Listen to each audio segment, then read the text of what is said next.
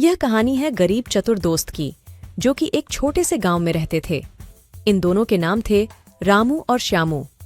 रामू के पास एक छोटी सी खेती थी, जबकि श्यामू के पास एक छोटा सा दुकान था। रामू और श्यामू की दोस्ती बचपन से ही थी।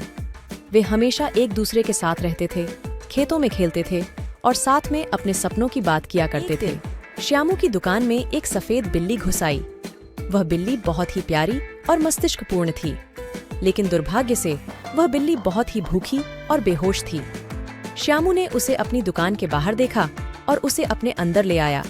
वह उसे खाना और पानी दिया और उसकी देखभाल की। श्यामू ने उस बिल्ली को देखकर यह सोचा कि उसे एक सहारा और साथी की आवश्यकता है। वह उसे अपने साथ अपने दुकान में ले आया और उसे अपना साथी बना लिया।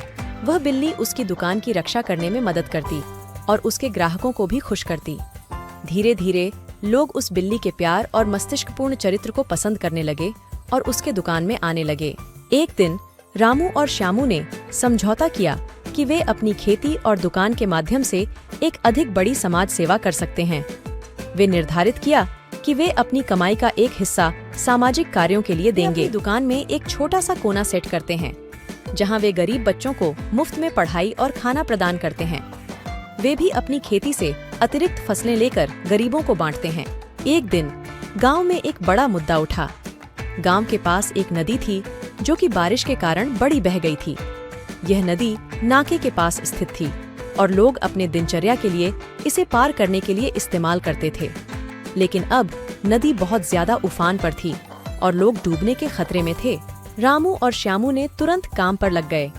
वे नदी के किनारे गए और एक बड़ी बचाव अभियान का आयोजन किया। वे लोगों को सुरक्षित स्थानों पर ले जाने में मदद करते और उन्हें नदी के पार करवाते। रामू और श्यामू ने मिलकर नदी को संभाला और अपने समुदाय को सुरक्षित रखा।